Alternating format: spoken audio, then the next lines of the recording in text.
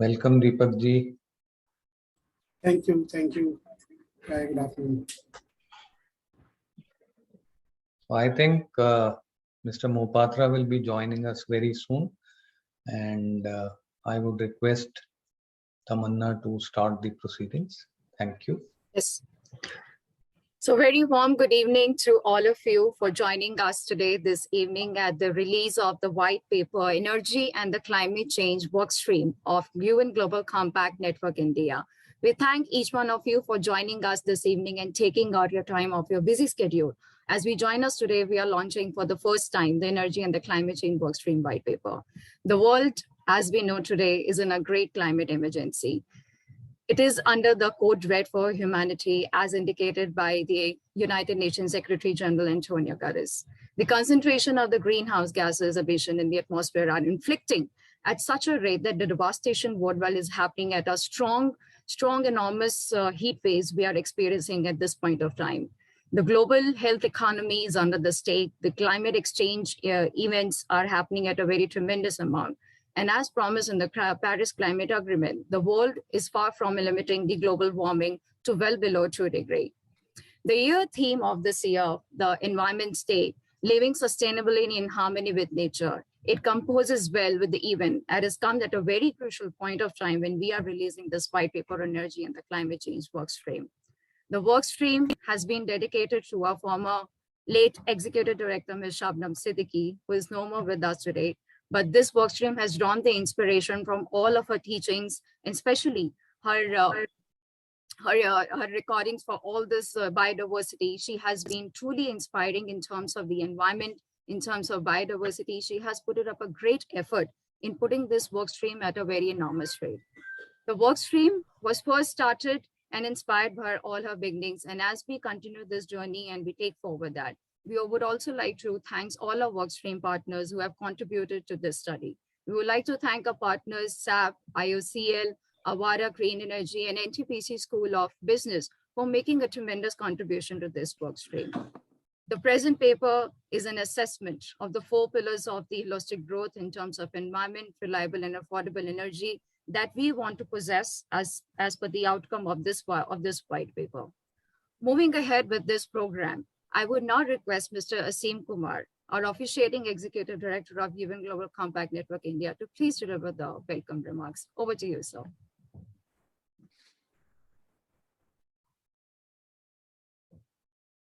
Sir, you're on mute. Thank you so much, Tamanna, and welcome to one and all. This is a great day for us when we carry forward the legacy of our great leader, Shabnam, as Tamanna mentioned. And also the fact that it couldn't have come at a better time, because a lot of discussions, as Tamanna said, are happening around the world for the climate energy. And we take pride in the fact that United Nations Global Compact Network India, with the support of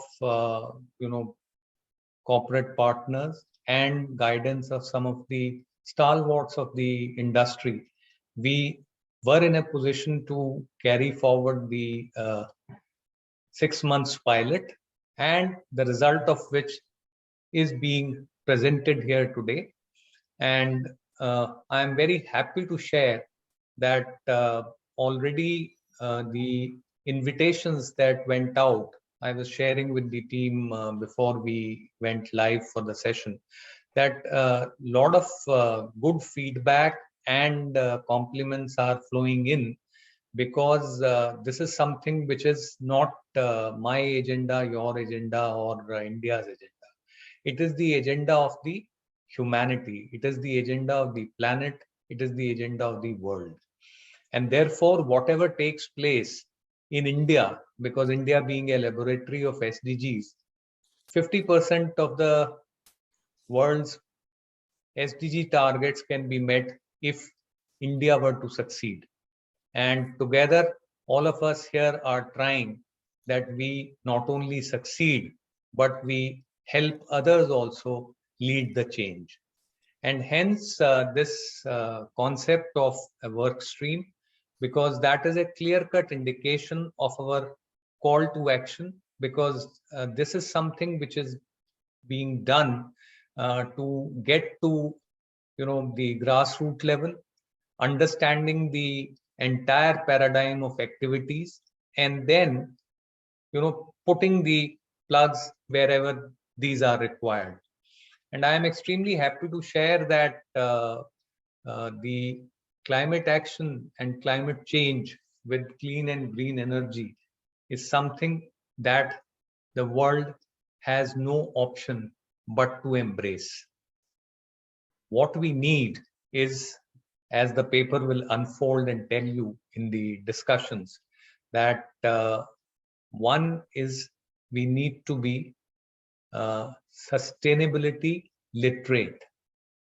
We need to be climate literate rather than simply understanding them as somebody else's problem. We should focus inwards and outwards to understand where do we stand.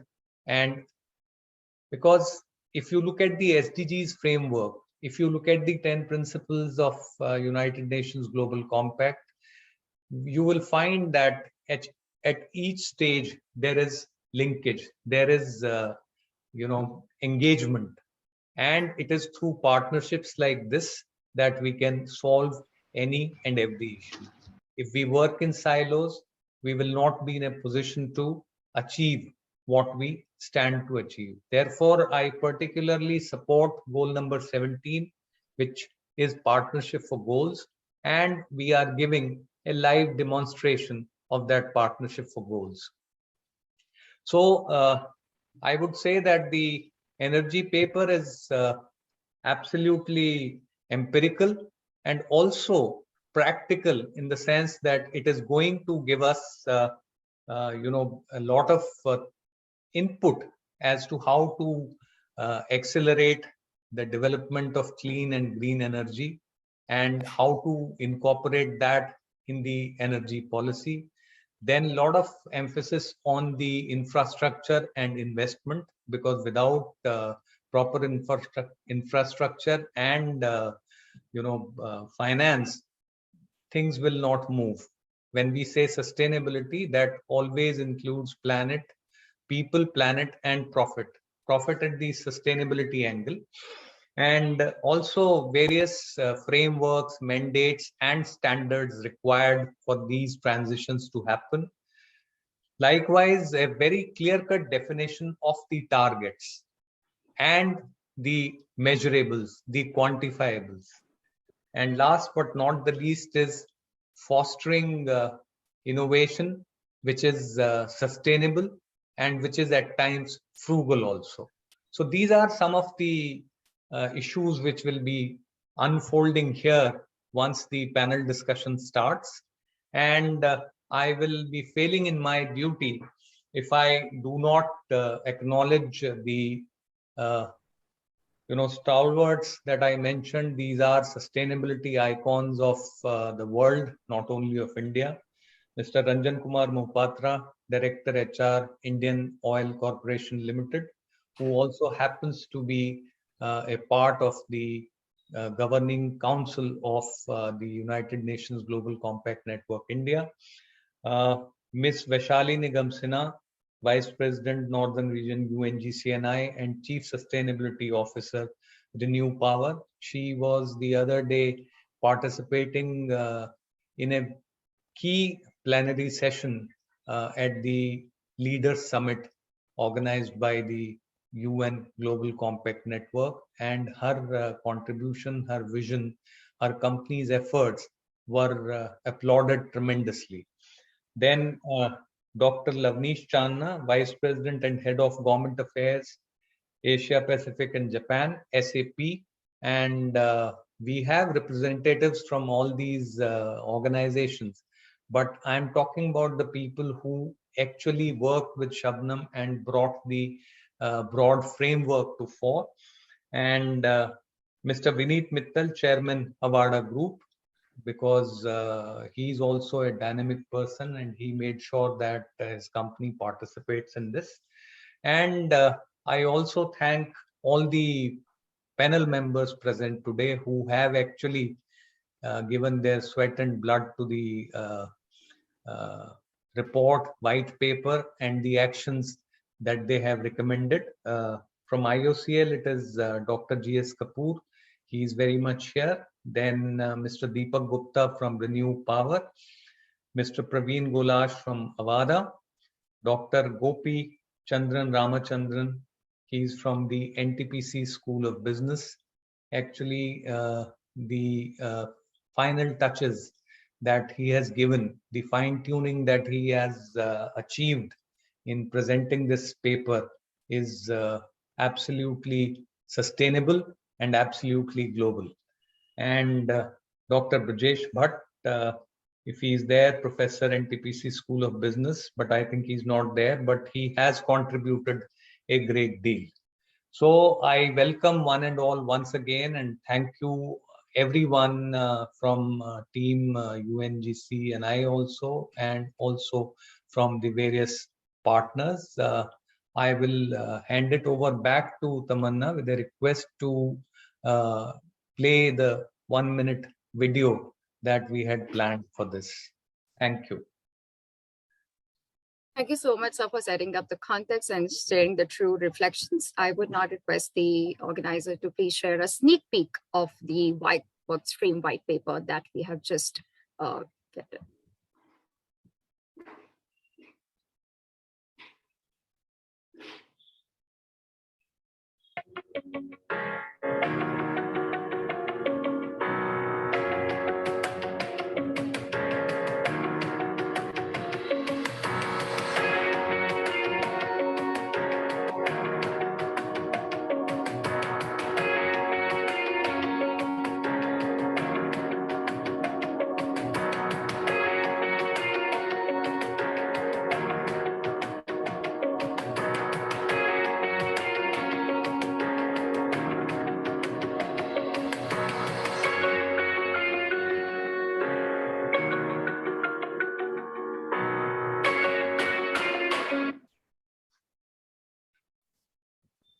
Thank you very much. As sir, you have rightly pointed out that we need to be sustainable with illiterates. And this is a time that we do the measurable outcomes. And this white paper has set it up the context in terms of measuring of the sustainable energy policy. With this, now I come over to Mr. Ranjan Kumar Mohapatra, who is the eminent stalwart of the GCNI, who has been taking up the mission of achieving the sustainable development goal. I now request Mr. Ranjan Kumar Mohapatra to please deliver the special address. Over to you, sir. Thank you, Tamanna. Thank you very much. Very good evening to all of you. Very good evening to see everybody here. I think, yes, what Asinji was telling, a lot of efforts have gone in. So my congratulations to the entire team members who will be also discussing in the panel discussions, which is slated after this, immediately after this. So to that extent, let me begin with some words of President Kennedy, who says, all great and honorable actions are accompanied with great difficulties, and both must be enterprised and overcome with answerable courage. So that's what speaks a lot about our team, which has worked on this and have come out with this good paper. So I think we all were aware PM's vision of making India a net zero by 2070. I think this has been a watershed moment for each one of us, because we have to really go forward and do it in this time which is available to us. And more so, the vision that by 2030, we must be having, we must have at least 50% of our requirements, electricity requirement, coming from renewable energy. So that itself is also a huge significant challenge for each one of us. I think we are going through this transition, this rapid transition from fossil fuel based economy to sustainable energy based economy. And this is required to mitigate the risks of climate change. So in this context, definitely the white paper is one such major and significant initiatives. I think when we are releasing this, we must also, I must also remember my remember Shabnam Siddiqui, who was instrumental in discussing this. I mean, I was sharing the other day, it was a late night sometimes when we both were discussing how we can have a Workstream concept, and then why not start with a Workstream concept for an energy sector, and that's how it emerged. And she was instrumental at least to take this initiative through her effort. So today she's not there with us, but we do remember her contribution, her meticulous planning. Of course, I must compliment the entire UNGC and I team, Asin ji and all others who have helped in taking this forward. So I think right aptly, this today's paper must be dedicated to her, to Sabnam's passion and Sabnam's zeal towards sustainability.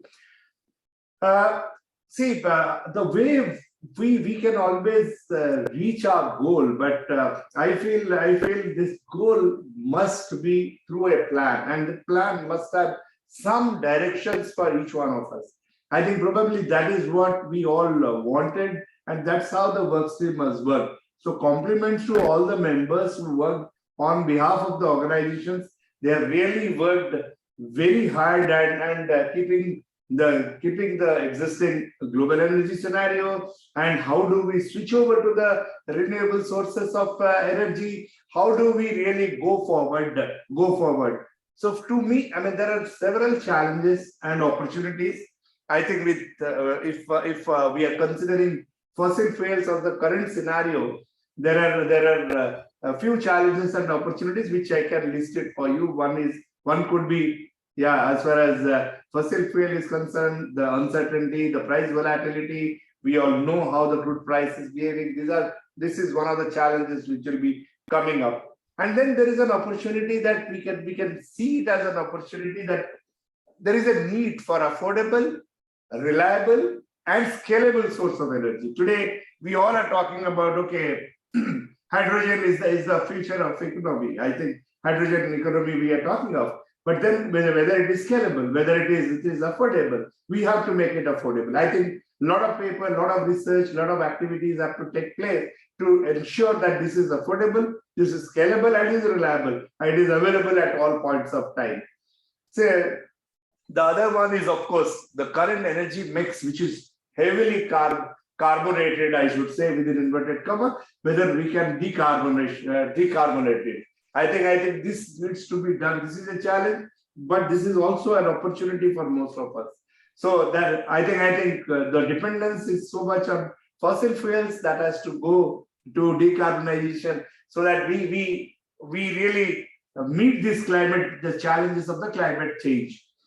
Then, of course, being a country which is depending on import for our fuel requirements, for the fossil fuel requirements mostly, so that is also, I think that's also a challenge, or that's also an opportunity to see how we can do. I think yesterday only PM has spoken about already India achieving 10% of ethanol blending, and we are definitely trying to go to at least 20% very soon. So these are all also, I mean, this is giving an opportunity as well as far as ethanol blending is concerned. It's giving an opportunity as although it's a challenge, how do you reduce the import dependence? And then, of course, we have the new areas, that is, how about new infrastructures which will be required? What about the finances which will be required? How about we are all talking about EVs or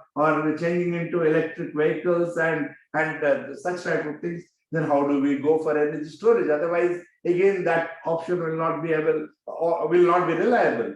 So all these things are, while they are challenges, they are also giving us opportunity. So I'm so happy that this team has really worked on that and probably has given some solution, which I mean, if you look at it, always our approach should be always multi-pronged. It cannot be singular approach only, because we don't know what all changes will come in when as we proceed. So we have to have alternatives. We have to be ready with everything. So although this particular work stream is themed over SDG 7, which is on affordable and clean energy, and SDG 13 on the climate action, I felt it's very crucial, and it will serve as a gateway to unite all major stakeholders. That's why you see Indian Oil is there, you see Renew Power is there, and of course SAP is coordinating everything. So this I felt that this work stream was aptly given the task, an apt task which is required at this point of time. I think coming back to me in person now, although there will be a few discussions which will be now going on, this paper I feel I have gone through, of course, it highlights the need to align policies to a few things. I think for me, it is accelerate deployment of cleaner energy and energy efficient technologies. I think that's number one. And it should infuse mandates and standards which can drive consumer spending and industry requirement or industry investments. It can defines targets or related institutional mechanism for large-scale integration. Again, I talked about scalability and reliability, so it talks of that. And enable massive infrastructure investment. That is, of course, one thing which will be required even in smart transmission or distribution grids. This will be also more important as we go forward. And the last but not the least, I think fostering innovations, including a special focus on advanced, I think all these batteries or hydrogen or aluminum air battery or all other things, clean cooking solutions, etc. I think that these are the 5 things which for me are the takeaways. I think all the participants and the users and the stakeholders will have their own takeaways from this. So I quoted John F. Kennedy in the beginning, so when I opened my speech. So let me also close with his words. As we express our gratitude, we must never forget that the highest appreciation is not to utter words, but to live by them. So that's my final word for all of you. Undoubtedly, I think even GCNI is a strong platform. It has been working relentlessly. I think we would like to be up to date in all respects, and we would also like to really give back to the society and see that the society, this environment is not only green, it also creates meaningful and long-lasting changes. So again, once again, compliments to everybody who have worked behind this, and I'm sure this is a subject which they have addressed, this is a theme which they have drawn for the work stream, and for doing this when it is needed the most. So right at the right time, with the right quantity and at the right quality, this paper has come out. So thank you very much, and I'm sure everybody will take advantage of this paper. Obviously, mostly for the policymakers, we will be submitting it to them, and I'm sure it will be helpful for them. Thank you very much, and namaskar. Thank you very much, sir, for your inspiring words. I think you have created a momentum of releasing the white paper and going for the next phase. So now we have come to a time now where we are going to release a white paper. So I request all the panelists to please keep their copy ready as we do the launch. And Mr. Ranjan, sir, I would request you to please do the honors as we do the release of the white paper. So we may now go ahead and we do the release of the white paper. And as we do it, we fondly remember our dear Shabnam, who has been a pathbreaker in doing this study. So this is also dedicated to her and all the Workstream partners who have worked relentlessly in making this truly possible. Without your support, this would have not been there. So now we do the official launch. Yes. Congratulations to all the Workstream partners and the team GCNI and all the eminent stalwarts without which this could have not been possible. Thank you so much, sir, for being with us today and doing the honors. We are always relying on your support and all to the Workstream partners. Now with this, we move over to our next discussion that would be led by Dr. Gopi Chandan Ramachandran from NTPC School of Business, who has been a path breaker in this study because He's the one who have actually brought out the policy white paper along with his team member, Mr. Dr. Brijesh Bhatt, who has been working tirelessly in all this proceedings of the white paper, incorporating all the recommendations from the white paper of the Workstream partners that we have been doing. We have the eminent panelists with us today for representations from SAP. We have Mr. Mohan Gupta, who is the Vice President, Regional Industry Lead, Utilities SAP Asia Pacific Japan. Mr. Praveen Gula, Senior General Manager and Head Avada. Now we have next Dr. G.S. Kapoor, who is the Executive Director, Chemical Technology and Technology Promotion and Forecasting at IOCL. From Renew Power, we have Mr. Deepak Gupta, Senior Vice President, Regulatory Affairs, who has been handling this study. And also over to you, Dr. Gopi Chandran Ramachandran.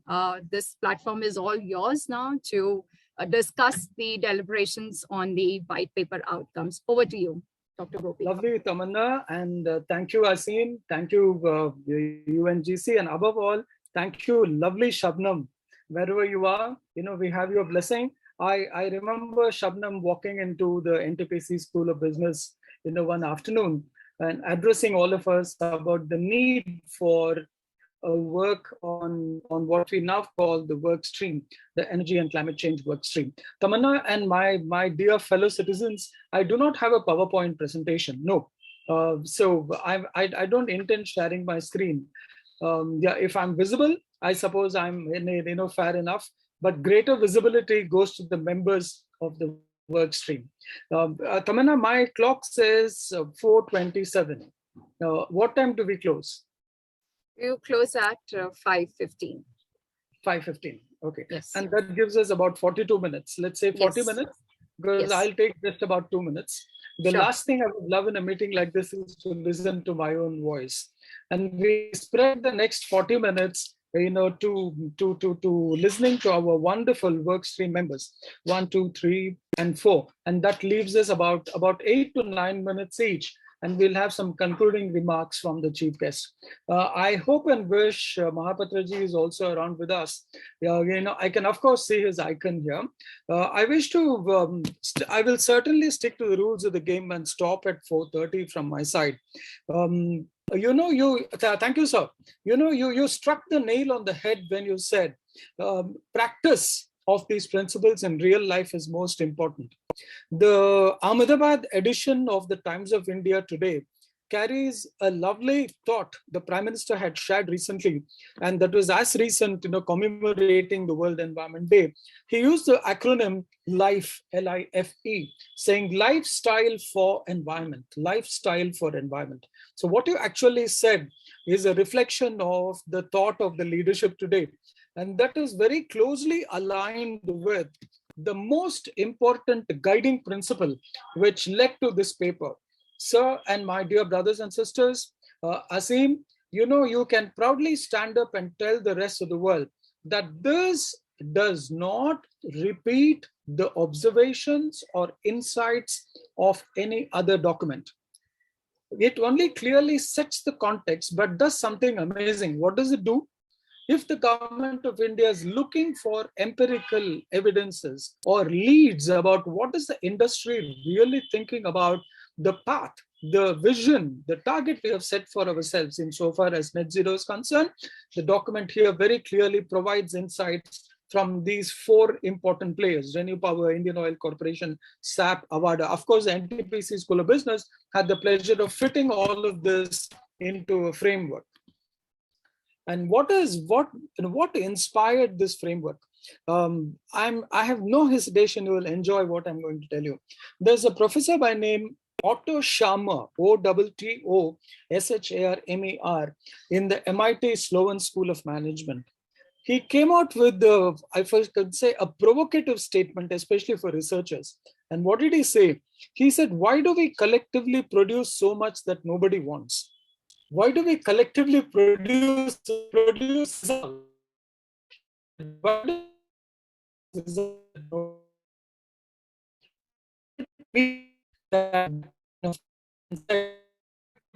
should tell you, here are the industries which really mean the business of transitions. So beyond rhetoric is what he went ahead with. And these are highly, highly aligned with, and that's my last of the points to get started with before we invite our panelists. The UN Department of Economic and Social Affairs recently came out with a series of policy briefs. I repeat, the United Nations Department of Economic and Social Affairs came out with a set of policy briefs which were highlighted by an interesting group of people, and that's called the H-Lab, capital HLAB. It stands for UN High Level Advisory Board on Economic and Social Affairs. It's called the capital HLAB. And what did they say? They precisely referred to, if I can call the two strands of thought, energy interlinkages, energy intensity improvement, and energy penetration. Energy interlinkages is the overarching one. Energy intensity improvement and energy penetration is what they spoke of against the backdrop of SDG 7. I'll stop at this. And I, as the voice box of this lovely team, would like to say, therefore, what we will hear over the next 36 minutes will be the insights that each one of us bring to the table. Let our committed who know what they are saying. These are not armchair specialists, not in the least. These are wonderful specialists who are at the point where the rubber hits the road. And our Asim and others would like to know, experts where the rubber hits the road. And that's where the NTPC School of Business joins Renew Power, Indian Oil Corporation, SAP, and Avada. I now have the honor of inviting our specialist. Tamanna, you can call out the names of our panelists. I will leave it to you, and they can come in the order that Tamanna is now asking us to speak, and that gives us 9 minutes each. Thank you. Dr. Gopi, I think it's up to you, but anyway, if you insist, I would now request Dr. G.S. Kapoor, Executive Director, Chemical Technology and Technology Promotion and Forecasting, to please present the insights from the IOCL and how you have been contributing in the net zero transition. Over to you, sir. So exactly. Yeah, good evening, everybody. I'm audible and my slides are visible? Yes. Okay, thank you. Slides are visible, sir? We lost Dr. Gopi because of the net issue, but your slides are visible to us. Okay, thank you, Tamanna. Good evening once again, and thank you very much for inviting me to this release panelist on a very, very contemporary topic everybody is talking about today. And it's a great day. We are meeting on World Environment Day as a part of the celebration. And what I will do in the allotted time of 7 to 8 minutes, I will just take you through our imperatives, internal imperatives when we talk about achieving our net zero target. And this is what we think, every company, every corporation, every identity in this country has to contribute its might in order to achieve the net zero goal, what has been promised by our Honorable Prime Minister in the COP26. So before I start, let me take you through the energy transition, India energy transition projections, what it is saying actually. Today, we are the third largest energy consumer, and actually we hold a very decent share of 6.4% global share of the energy what is being consumed. And in terms of million tons of equivalent of oil, today we stand somewhere on 929 billion metric tons. And if we go to 2040, our share in global energy demand is going to further increase to 9.2% from 6.4%. And of course, in the terms of the million tons of oil equivalents, it will be 1572.9. So this is the broad India transition energy picture which is emerging. India remains an energy hungry country. And of course, there are a lot of drivers which is driving that. A lot of urbanization is happening. Our population is going to surpass China by 2024. GDP growth, today we are talking of by 2040 will be 5 times the current GDP. A lot of thrust on Make in India, a lot of thrust on manufacturing. And of course, per capita energy consumption, we are today at standstill. Maybe the numbers are very high, but per capita, we are still at 1/3 of the global average. And that means that there is a 3x of potential exists as far as global energy demand growth rate is concerned, as far as India as a country is concerned. In nutshell, what it says is that India is going to need more energy, but as our director HR also mentioned, with much less carbon. So decarbonization is the need of the hour. In summary, if you see in the 2019 share of oil and gas remains of 32%, which is way below the global average of 52%. One very important fact is that only 17% of the total energy consumed in India is in the form of electricity. Now, what does it say is that electrification through solar and wind is only a part of the solution. There are another 83% of the sector which is hard to abate, kind of a sector when we talk about decarbonization of the Indian industry. And of course, India today about contributes to 17% of the global population, but our contribution to the emission is only 7%. It is per capita wise also it is quite low. Moving towards 2040 and in a stated policy scenario, what we can see is share of the coal, of course, will decline from 44% to 34%. However, oil and gas continue to dominate, with share increasing from 32% to 37%. Of course, this will be mainly driven by the increase in the gas penetration, and this is the what we can see from 6% to 11% share of the gas, though the government is eyeing for 15% share of the gas in the total energy basket. Another trend which is emerging out is very, very clear. India's oil demand, whatever we talk about net zero and decarbonization, India oil demand is going to rise significantly by about 4 million barrels per day, and it will reach about 8.7 million barrels per day in 2040. This is perhaps the largest increase of any country if you see in the terms of Indian oil demand. Gas penetration, as I talked about, will happen. Renewables, bioenergy show significant potential, but we'll see that they have a long way to go actually. And in terms of emission in 2040, of course, we will be the second largest emitter after China. Of course, the positive point is our per capita consumption at 2.4 ton from today 1.7, 1.8 ton still remains much lower than the others. So in nutshell, because I come from an oil and gas industry, so this energy transition is showing that oil and gas is going to dominate at least still for next 2 decades or so. And beyond that, then we see that there is some taper will happen, and then the graph will start slowly coming down, and increase of the renewable, etc. will increase. Having said that, today Indian oil, if we talk about our energy-related emissions, we stand at about 20.3 million metric tons of CO2 equivalent, our greenhouse gas emissions. So equivalent, if you see, this is the total emissions which is coming from our refineries and petrochemical plants.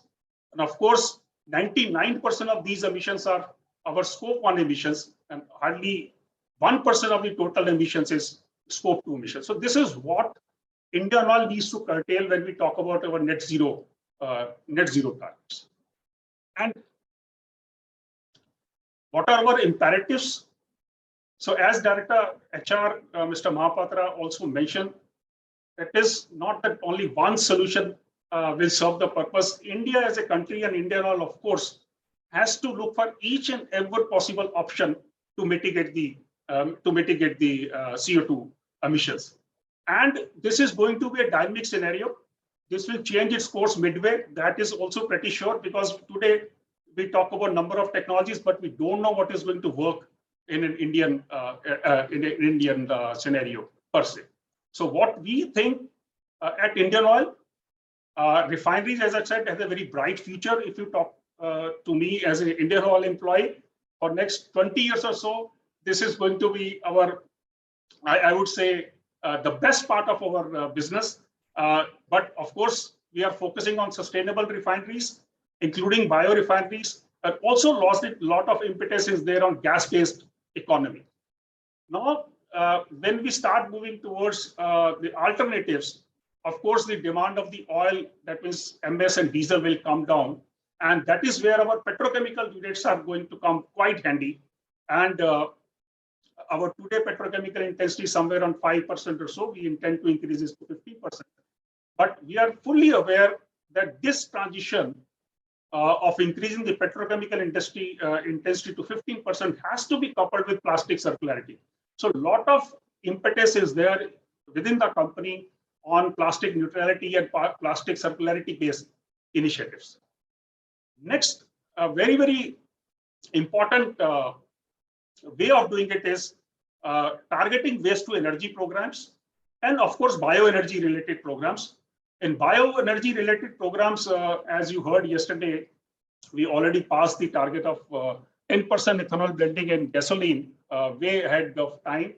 And now the revised target by 2025 is 20% ethanol blending. And for that, we'll be needing about more than 1,000 crore liters of ethanol to be available for that kind of blending. So we have to resort to all sort of bioenergy related technologies, whether it is first generation, second generation, or third generation ethanol technologies.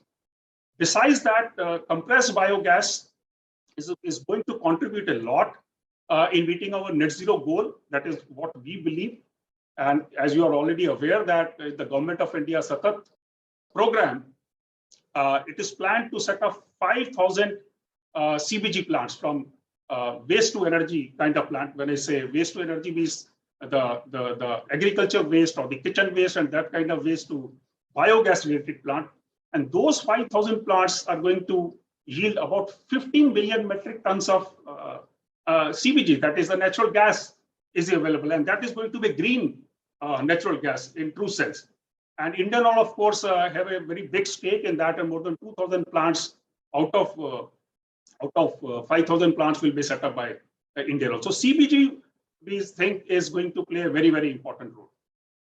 When we talk about increasing the refinery intensity and increasing the petrochemical intensity, this has to come with carbon capture, storage, and not only storage, with the utilization. Because after all, what you will do once you capture the carbon, once you capture the carbon dioxide, either it has to be taken for sequestration or storage, or it has to be converted into a further value-added kind of product. So a lot of impetus is there on CCSU kind of technologies, and we have our own niche technology developed for CO2 capture. Of course, green hydrogen, particularly at our refinery. So I talked about hard to abate sector. So Indian Oil today is the largest producer of hydrogen, but that's a gray hydrogen. And of course, we are one of the largest consumer of hydrogen as well within our own refinery operation. So a lot of impetus is on there on replacing the gray hydrogen with blue hydrogen and later on with green hydrogen. And of course, coupled together with development of fuel cell applications for the mobility sector. Then electrical vehicles, energy storage to advanced chemistry cell battery technologies.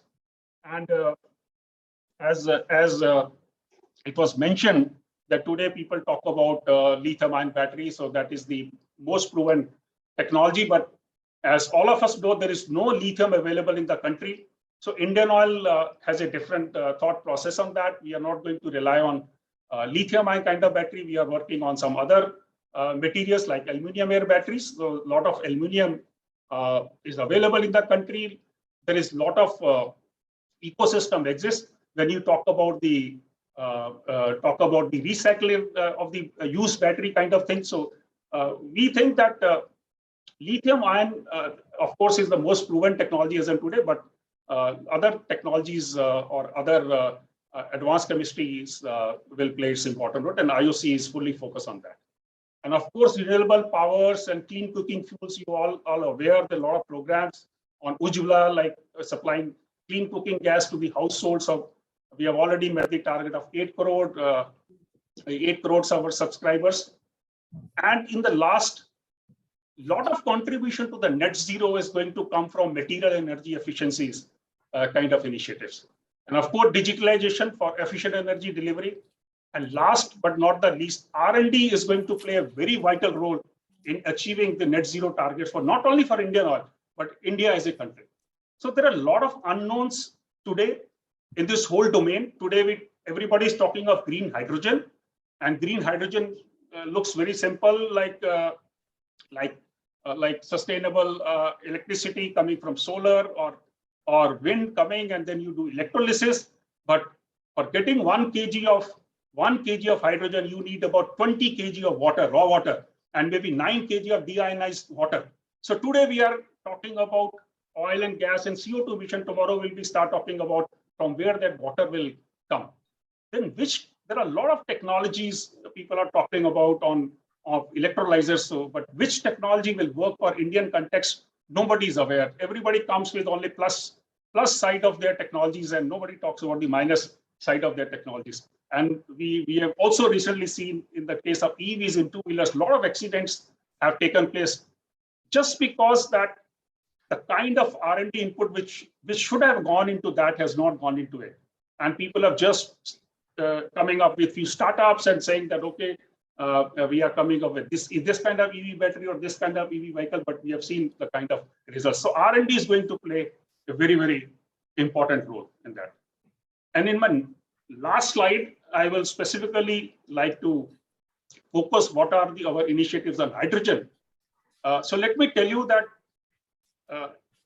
So pardon me, so you might have to be a little brief, sir, if you don't mind, because others also need equal time, sir. This is my last slide and I'm going to close. So Indian Oil is working on hydrogen since 2005. So in fact, we were the first one to set up a hydrogen dispensing station long back, about 17 years back in Faridabad. We recently concluded a very important study in the city of Delhi where 50 buses were run on SCNG mixture, which is India's first test with hydrogen economy. We are in fact driving India's largest hydrogen fuel cell mobility initiative in India of setting up 15 fuel cell buses and different kind of electrolyzer technologies. Then, of course, a lot of programs on turning blue, like leveraging hydrogen from Gujarat refinery, where we'll be covering some iconic routes, and also talking of setting up 10 fuel cell buses in Kerala using solar electricity, and of course, green hydrogen plants at our Mathura refinery and Panipat refinery. Besides that, a lot of R&D initiatives are on. So in the paucity of time, I'll stop here and thank you very much for the opportunity. Thank you, sir. God bless you. Tamanna, the next speaker, please. Yes, thank you, sir. Thank you so much, sir, for taking us through the wonderful insights from IOCL journey in net zero transition.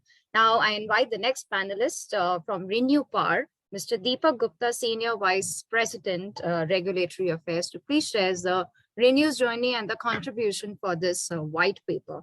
Over to you, Mr. Gupta. Thank you, Tamanna. Thank you, Gopiji. You have 9 minutes, Raja, Deepak, if you don't mind. I'll try to do just it. About 9 minutes. I'll try to do it. Thank you. So I hope I'm audible clearly. Yes. Yeah. So very good afternoon, good morning, good evening to everyone, wherever you are. It's a privilege to be part of this panel discussion, and it's been a privilege to be in interaction with this group over last almost more than 1.5 years of coming to this white paper. And I'm so glad that this white paper has finally been launched and been made available to decision makers and stakeholders for them to go through and pick up the key messages. So thanks to Gopiji for leading this, and thanks to UNGCIs for really spearheading the efforts. Coming to the topic, like Renew is the largest renewable energy only IPP in the country. We have a portfolio of about 12,000 megawatts of solar and wind assets. We are into solar module manufacturing, wind turbine manufacturing, transmission business. We also happen to have the largest pipeline of battery energy storage projects in the country, actually in China, in India, other than China. And as such, we really take pride in calling ourselves someone who actually help others get onto net zero and sustainability path. And in that stride, we are also now actively entering into the green hydrogen business, as well as talking to different partners and stakeholders on how to really help them beyond that.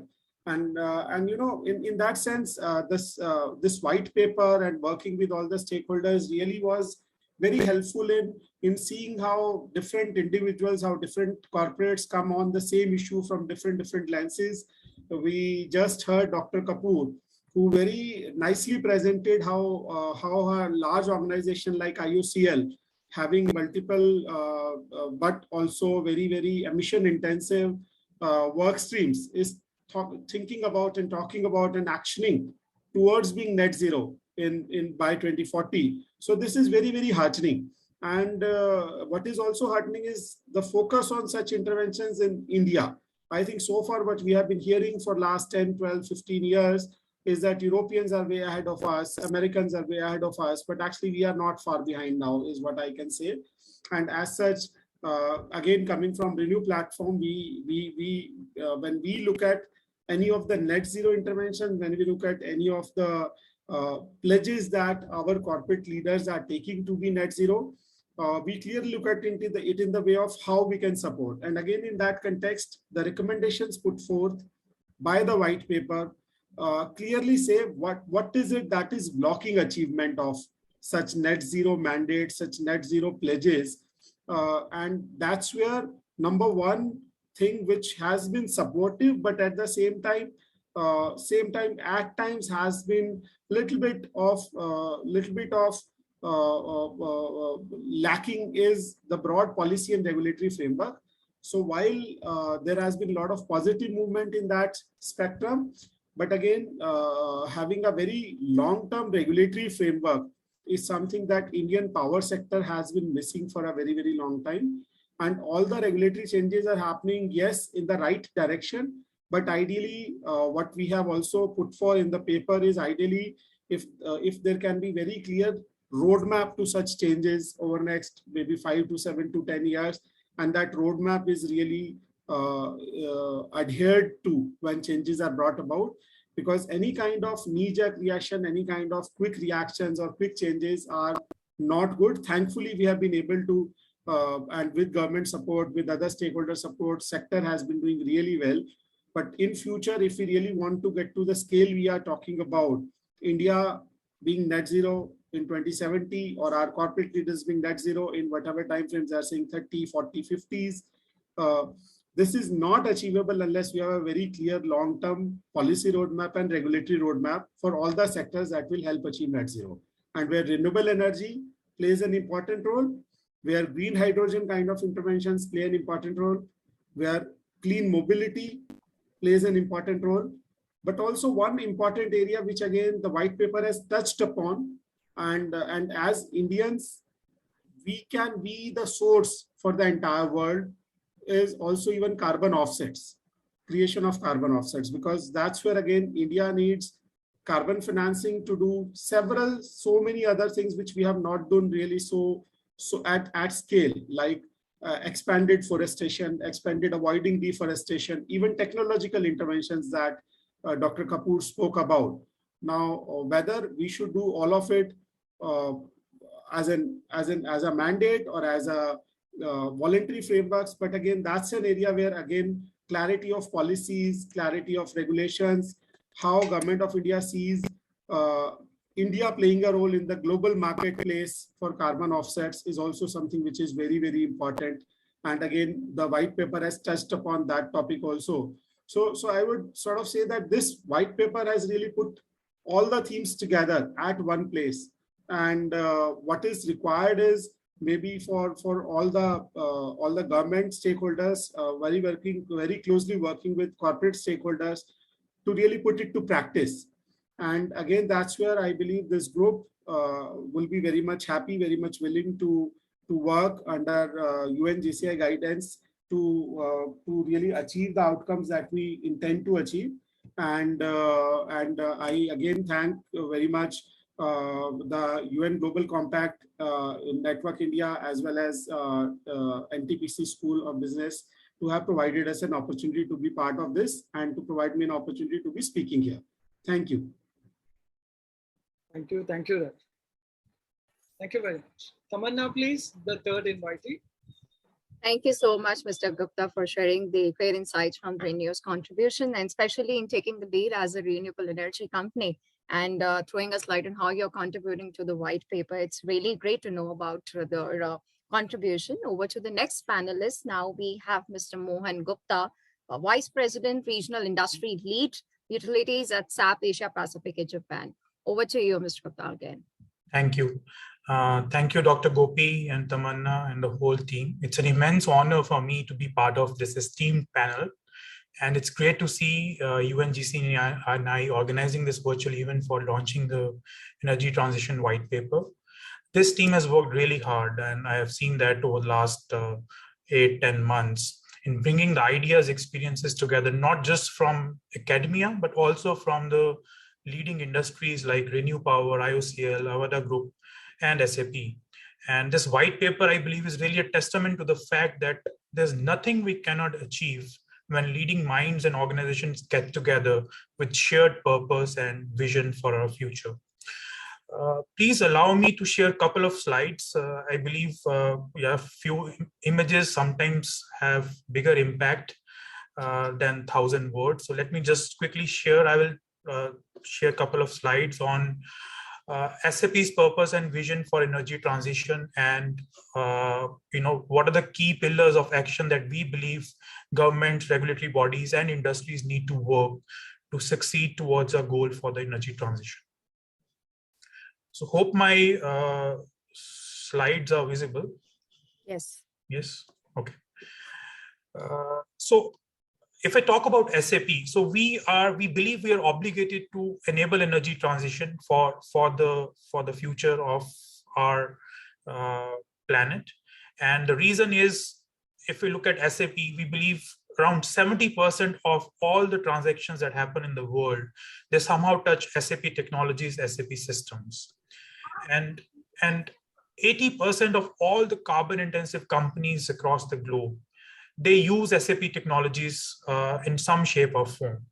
So just imagine the reach we can have by delivering digital solutions that enable our customers to manage their own and planet's limited resources productively and contribute to sustainable economy. And that's the reason why we, as technology company, we believe we have a duty towards our customers to help them transition from carbon intensive industry to renewable, sustainable businesses and operations.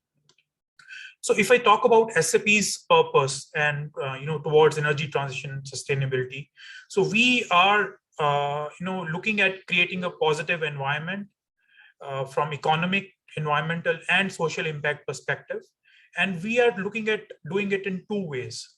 So the first is by being an exemplar. So what we mean is we need to be a role model for sustainable business and operations and practices ourselves.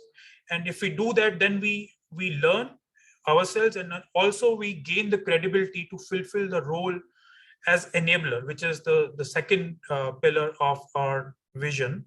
So by being an enabler, what we mean is we need to provide products, technology products and services that meet the sustainability and energy transition challenges and opportunities for our customers. And if I look at the exemplar part, SAP has already been doing that. So we started a sustainability journey way back in 2009. And since 2014, all our data centers and facilities are running on 100% renewable energy. And we have a vision of achieving carbon neutral net zero company by 2025, and we are well ahead of that target. And so that's on the exemplar side. So on the enabler side, of course, we are working towards creating our technology portfolio that helps the customers run business operations sustainably. Yeah. So these are the two main pillars on which we believe we will provide the future, a sustainable future for all of us. And to do that, if we look at a little deeper, these are the 5 areas where we are working on. So the first one is, of course, climate action, which means we need to have zero emission. We need to work towards bringing the emissions to zero.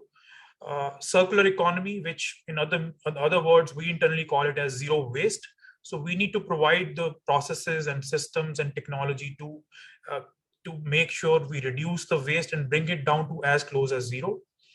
And then the other key aspect is also the social aspect, where we talk about equality for all, equal opportunities, and a healthy work environment and inclusive workforce. So these are also some of the ethos we want to live by. And cutting across all these areas, there are two pillars which we have in our vision. One is holistic steering and reporting. So SAP has been providing integrated report for our own annual reports since 2012. And we believe we can also enable our customers to have creditable, auditable, holistic integrated reporting that can be presented. And the last part is, of course, ethical business practices. So we believe in conducting our business ethically. We believe in providing the right environment for our partners, for our suppliers to work with us. And we are also 100% committed towards the UN's Sustainable Development Goals and achieving them with the help of our customers and partners.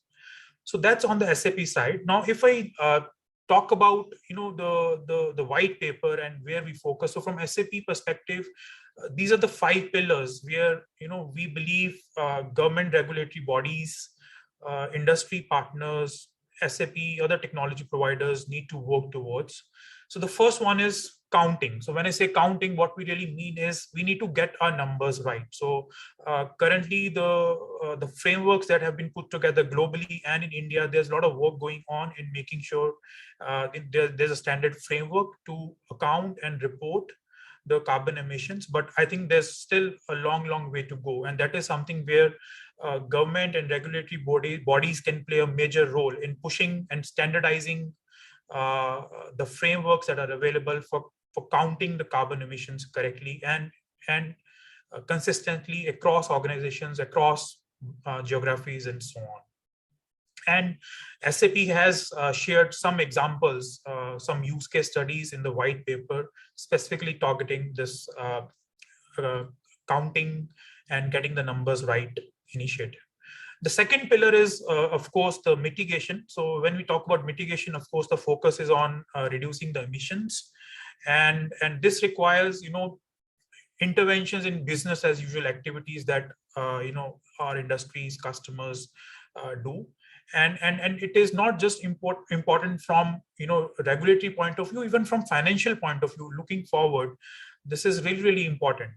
And we have already seen, across the globe, what is happening to fossil fuel-based generation plants, coal industry, and so on. There are big write-offs, which organizations have to do because there is no finance available to invest in the future. So this is another area where we believe government and regulators can play a major role by bringing the right policies to mitigate the emission of the carbons. And again, in the white paper, we have taken few examples which we have worked together with our customers globally on the ground, how it can be done. The third is the market. So we need to have the right environment for the markets to flourish, to make sure we make profit sustainable and sustainability profitable, which means we need to promote, in consumers' mind also, we need to highlight and market the importance of sustainability. And we have to also introduce policy frameworks that provide standardization around certification and assurance of the quality and the sustainability parameters that all the industries are, highlighting in their businesses. The fourth pillar is, of course, resetting the business models, which means transformation, transforming the way we conduct our business, the way we procure and source our raw materials and work on them. And there are already some great initiatives which are being worked upon both globally and in India. We see there's a big focus on green hydrogen. Dr. Kapoor talked about it. Also, we see there's a big push on e-mobility, but again, I think this requires a change at fundamental core business process level for all the industries and in consumers' mindset as well. And the last piece is the adaptation. So when we talk about adaptation, the first word that comes to my mind is resilience.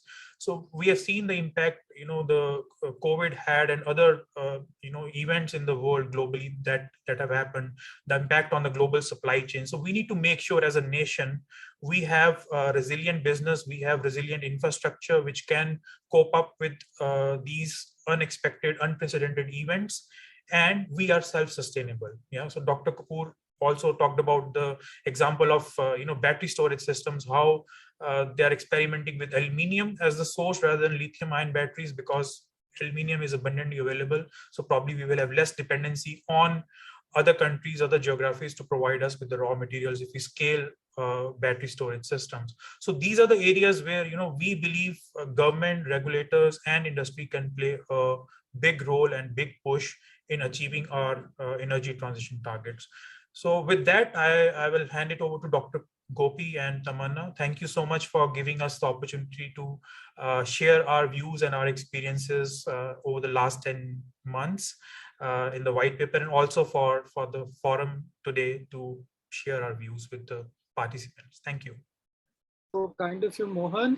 Tamanna, can we get the next speaker? And then I'll take about just 2 minutes, especially for the chief guest to know where and how have these interventions been so unique and how can they be taken ahead. Tamanna, please. Thank you so much, Mr. Gupta, once again for sharing us the insights from SAP. And you clearly highlighted the role of regulators and the government industry, who will be the key players in taking the net zero transition. And great to know about the SAP journey in acting as enabler and exemplar. Next panelist is Mr. Praveen Gulash, Senior General Manager and Head Strategy and Corporate Communications at Avada. Over to you, Mr. Praveen. Avada, 8 to 9 minutes, please, if you don't mind. Okay? Yeah, sure. Thank you, dear. Thank you, Gopi Chandanji. Thank you, Manna. Thanks, UNGCI team for providing this opportunity to partner with you on this white paper. And I think paper beautifully captures succinctly all the major points that are required for a large-scale energy transition. That's a need of our. Needless to say that this is a priority for today, and none of us can ignore this. I come from Avada. Avada is essentially a company which stands for sustainable future. As a matter of fact, Avada name itself is derived from two words, Ayurveda and Vada, which means Ayurveda means science of life and Vada means promise, and that's what we stand for, promise of sustainable future. Now, coming to the the renewable energy agenda of ours, which we are one of the leading renewable energy IPPs with a installed base of around 3,000 megawatts of renewable energy capacity, and expanding fast. And we have target to be a 25 gigawatt company by 2030. We are also venturing into green ammonia and clean hydrogen space, which are next harbingers of clean energy transition and will help decarbonize some of the harder to abate sectors. Now, coming to the paper itself, I think while there are a lot of things that have been spoken about, the larger sources of emission, including electric fossil fuel based electricity generation, mobility, and then and the industrial process sectors, and the things that need to be done. I here through this paper wanted to talk about two important things. One was on approach of renewable energy capacity addition in India, especially the solar part of it. Till date, the focus of the policymakers has been to install large scale capacities. So in order of, we are talking about ultra mega power plants of capacities of ranging from 1,000, 2,000, 3,000 megawatts at single location, and transmitting this power to various parts of the country. And ISTS waiver actually has enabled that to even more extent. As a matter of fact, even we have installed very large capacities in Rajasthan of more than 1,000 megawatt at a single location. But while doing that, we realize that this is not the most. This is a very suboptimal way of doing it. Because we are not recognizing the cost of transmission that is associated and the losses that we are incurring in the process. Now, if you see a conventional solar plant today, you see headlines that solar is 2 rupees, 2.5 rupees. So more likely it's in 2.2 to 2.5 range. But what we are discounting is the fact that there's a cost to transmit this electricity to states, which even if you transmit UP, Bihar, or wherever, that there is a cost of transmission which there is a waiver of, so nobody counts it. But if we actually account for that cost, actually the landed cost is 4.5 rupees and even 5 rupees in some cases. Government of India is spending huge amount of money in developing green corridors. What we believe is the approach could be different, and it can be altered very, very significantly in terms of fact that India is a very solar rich country, abundant sunshine across most of the states of the country. There are each 700 odd districts. Each of district can have, can be targeted with 50 to 100 to 150 megawatt of solar wind capacity and it can be near load centers. That will not only, prevent transmission losses, but can help you avoid a lot of transmission capex that is getting incurred today. And second point, I mean, we have done some calculations that are there in the paper. You can see for it, there's a business case for it. Point number 2 is on coal subsidies. Now, if you see the coal today is being regulated by Government of India. There is a prior notification by Ministry of Coal and Coal through which you get supplied for coal at a price of 2,500 rupees. The same coal when get e-auctioned by CIL that goes to 4,000 rupees, and international markets we should not even speak about. Now, indirectly, you are not letting market forces playing out on coal. And in the process, what you are doing is you're subsidizing coal to an extent of 500 to 600 crores per 1,000 megawatts. And fact is there is no carbon pricing for so the coal tax, carbon tax is there, coal tax is there for 400 rupees per megawatt per ton, but that's too minimal when we are talking about carbon tax of in range of $50 to $100 in European Union and even larger in other geographies. Similar kind of mechanism should come in India also. And secondly, coal should not be subsidized any longer. Let it be operated on free market basis, and those subsidies should end. These are two limited points I wanted to make. Of course, there's a lot of things that we can discuss, but I think again I'd like to congratulate Dr. Gopichandran Ramchandran for doing an excellent work in this space, and all the best, sir. Thank you.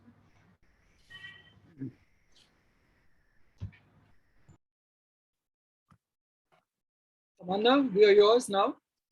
Yes, we have next 5 to 7 minutes. So over to you for the discussion. Yeah.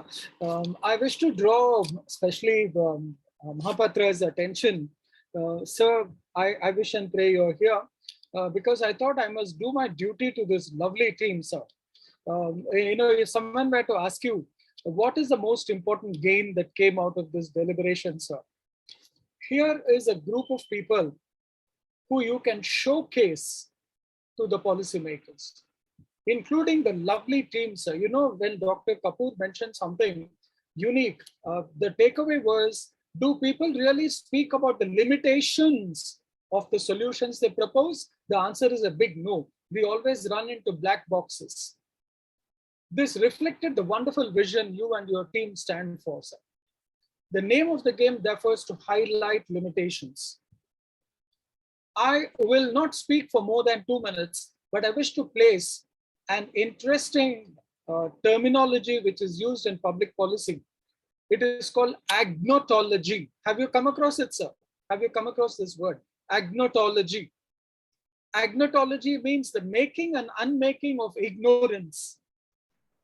The making and unmaking of ignorance. The classic initiative that UNGC has now brought together is to unmake ignorance, If I were you, I will in fact call for the next level of coming together. And what will that be? I'm sure you will like this, knowing the kind of a person you are. We have always been speaking about net zero. Would you not like to speak about net 100% mitigation adaptation gains? Right. From net zero, I think you should, being in the wonderful position that you are with the UNGC and the IOC, you can say now we should look at net 100% mitigation adaptation gain. Can we do an Indian industry perspective on it? There is no publication today which has put together that kind of an Indian perspective which says, yes, we know we have to fulfill the agenda, but here is a basket of solutions we are placing before you. It will be a great idea for you and the UNGC to take this initiative by asking industry, right from the Maharatnas to the small and medium enterprises, to come together with a basket of solutions they have at hand. And this basket of solutions can be presented to Niti Aayog, saying that, look, this is what our people feel. Look at every means of fostering them and taking them ahead. I think this groundswell, therefore, is an extremely important initiative you can take ahead, sir. I promised you, expertise is equal to precision plus speed. Expertise is equal to precision plus speed. If I'm not precise and I'm not fast, I should not call myself an expert. So I will stick to the rules of the game by saying from net zero, we move to net 100% mitigation adaptation gain, an Indian industry perspective. Allow us to present a framework to you on this publication, on this initiative, and let us take it ahead. And this is an offer from the NTPC School of Business. I invite you to come, and this is also on behalf of this lovely team, Dr. Kapoor, Dr. Mr. Deepak, and Mohan Bhai, and Praveen. These are wonderful people, and it's not so easy to come across such people on a daily basis. On behalf of all of us, allow me to say it was a great journey working with you. And as I promised, I'll stop bang on time before you ask me to. Allow us to come back to you together. Thank you. Thank you, Dr. Gopichandan, for sticking well on time and taking the promise, as always, sticking to the time limits and making this white paper in 10 months of time. I think this has been a huge work, and a big round of applause to you and your team. So to NTPC for a big round of applause in making the white paper, and also to our Workstream partners. With this, now we come to an end to the program. And now it is my privilege to propose a vote of thanks. So it's been a great and a wonderful pleasure to all of you for this, having this program, and all the Workstream partners who have been there with this in journey for the 10 months and making the white paper contribution. I would like to thank once again all our partners, Renewpar, SAP, Avada Group, IOCL, and Renewpar once again for making this truly possible. Next, I would like to thank all the delegates for with us who are joining us in huge numbers throughout the world for attending this program. I'm sure you have taken a great takeaways from this intervention as we move ahead with the next step. This is just a journey we have done, but the next journey lies a bigger picture. What's next is live. We have to make our program, and we have to make our goals more focused, more quantified, and more measurable. So we thank you very much for joining us in this large numbers. And as UNGC believes in uniting the business, this is the platform that we have provided to all our Workstream partners to come together and deliberate on this Workstream policy. I would like to thank all our Workstream stalwarts, our eminent stalwart, first of all, Mr. Ranjan Kumar Bopata, Director HR IOCL, for being with us throughout this journey and making the GCNI's aim of mission and contributing to the SDG sustainable development goal, and also to contributing to the sustainable energy policy. With this, I hope that your address has provided a pathway of making the road ahead for the sustainable energy policy. I would also like to thank Ms. Vishali Sinha, who is the Chief Sustainability Officer at the Renewpar and also the Vice President North at the Global Compact Network India, for making the huge contribution, especially in the gender equality, and also contributing towards the energy policy, which her contribution has been tremendous in making the GCNI vision and goal very powerful. I would also like to thank Dr. Lavneesh Rana, who is the Vice President, SAP Asia and Japan, who has been a path breaker in getting the SAP on board in making the policy alignment and acting as an enabler and making the SAP policies truly aligned with the Workstream contribution. I would also like to thank Mr. Vineet Mittal, who is the chairman at the Avada Group, for his contribution in making the sustainable energy policy in terms of Ayurveda, what they have actually implemented as Avada and what they have been trying to implement within their goals. So, and also Dr. Kapoor for showing us a great highlights from the IOCL, bioethanol, and the policies that are really inclined on the sustainable energy policy. So it's been a huge, I think, a great exposure that the delegates have got with your wonderful insights today and how we are making this Workstream as a pathway ahead. Next, I would like to thank our GCNI team. Without your support, this would have not been really possible. Thank you for working in us and day and night in making this energy policy truly great. And lastly, I would like to thank Mr. Aseem Kumar, officiating Executive Director, and the team led by you, sir. It's been a huge, I think, honor to work under your privilege and also in guiding us a true gem. I think you are saying something, so I would give the floor to you, Mr. Aseem Kumar. Yeah, first of all, I wish to place on record the great work that Tamanna has put in herself. So kudos to Tamanna. And Thank you. Next, I would request if Mohapatra Sahab is still here, that with his permission, can we now release the soft copy of the report or the white paper to people around the world, because they've been asking for it. So just, so that one step is over and then we move on to the next step. Yeah, please go ahead. I'm there. Thank you, sir. Thank you. Thank you so much, sir. The copy would be very shortly available on our Global Compact website, www.globalcompact.in. And lastly, I would also like to remember our huge stalwart leader, Ms. Shabnam Siddiqui. Without her support, her vision, her path-breaking guidance, and truly, I think we remember her as a wildlife woman who has been contributing to the great cause of the environment. This has been truly inspiring with us. I think, Mr. Aseem, you are holding the picture of Shabnam Siddiqui, which is there on the very next page of our Workstream white paper. So we'd like to remember her, and thank you very much for joining us in the huge number. Thank you, audience. Thank you, interns, who have been working very relentlessly in making this program very possible. So thank you very much, and we'll meet you soon very next in taking this workstream to the next phase as we take our goal to the next level of advancing the net zero transition. So thank you very much, and we look forward to joining us for the next future deliberation in making the sustainable energy policy and also to the climate change. And our greatest leader, Mahatma Gandhi, has always said, he said that Earth provides enough for every needs, but not enough to satisfy for the 9 grades. So I think with this quote, I would like to end the program. And as the Environment Day quote has been today taken as only one Earth. There's only one Earth and there's no spare. Let's take this initiative today. Let's take this platform today in guiding us to truly a great way forward, that we have what we have left is left today. Right now, it's only one Earth. And I'm sure this white paper will take us the great deliberation as we take forward to the next step. Thank you very much. Thank you. Thank you all. Thank you very much. Thank you. Thank you so much.